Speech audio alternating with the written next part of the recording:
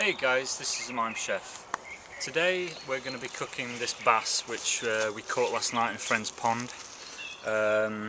It was a pretty big fish, and when we've been gutting it we actually found this hook here which was actually still inside it, so it's obviously been caught before, and it obviously swallowed the hook and they couldn't get it out, so they cut it off. So, and that's been inside it for how knows long. I'll ask the guy whose pond it came from and see if he can remember catching it. But yeah, back here again we've got the roe, which are the fish eggs.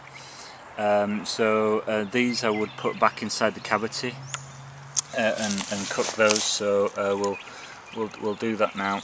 And what I'm going to do is I'm going to put those back in, and I'm going to put some of this wood sorrel, which this is the wood sorrel that we talked about earlier in East Coast Patriots video. We put this in his omelette.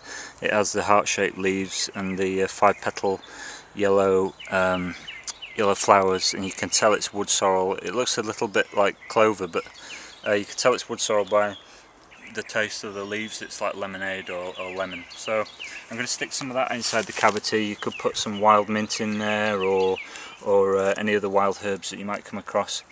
Okay, so let's talk about the fire. We've had this going for about an hour now, and what we're going to do is we're going to do a ground oven.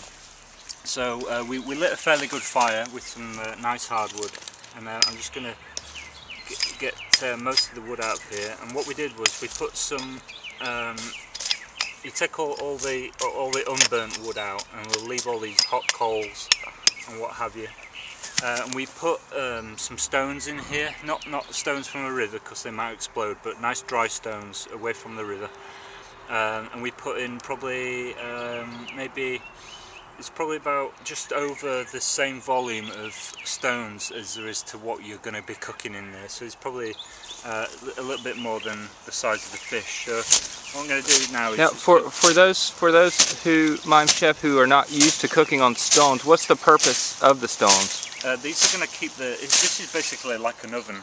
You know, you imagine preheating your oven, and you know, the mass of the oven keeps the heat in, so when you put the food in it doesn't kill the heat completely, so it's, you know, it's got some thermal mass behind it. So the stones are actually what we're going to cook the fish, because this is going to be in here probably 40 minutes, half an hour, 40 minutes. It just depends how hot I think these stones are, and they are really rather hot. So what we're going to do is kind of arrange these stones so we can sit the fish down nicely.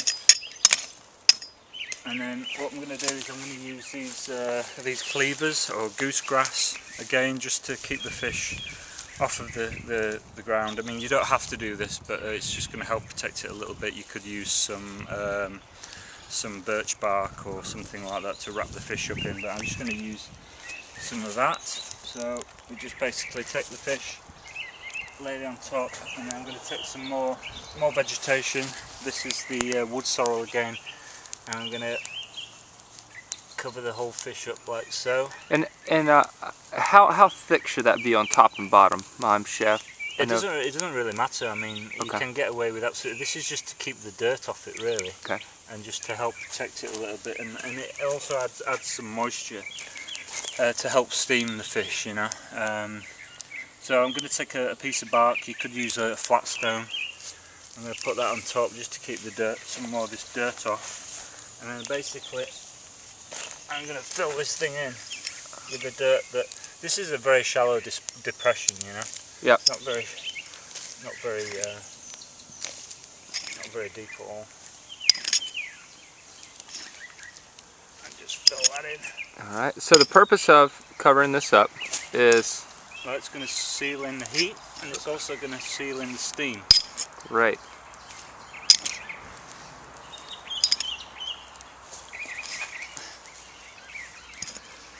Just pour all that over there like that.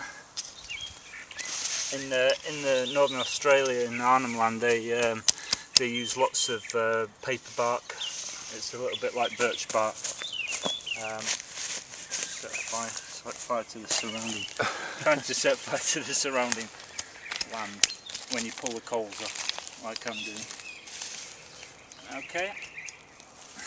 So yeah, the Aborigines up in Arnhem Land, they'll take great big wads of paper bark and they'll wet it down, and then they'll lay it on top before they put the dirt on top, just to protect the food. And they cook all sorts of kangaroo or geese or snakes, anything that they want to cook in the oven. We had the Dutch oven going early. It's behind. So you know, use the fire for as much as you want. You know, while you're heating your rocks up, boil some water for, you know, washing or doing whatever. Use all of the fire. That's behind you. I don't know if you were looking for that or not. This one? Yeah, I don't know if you were. Yeah, we finished off the omelette that East Coast Patriot. We did a video this morning. It'll be on his channel very shortly, and we were cooking the omelette in a plastic bag, and we finished that off in the second one off in the Dutch oven. So this is going to take about 30 minutes, 30-40 minutes, and we'll get back to you in part 2. This is the Mime Chef signing off.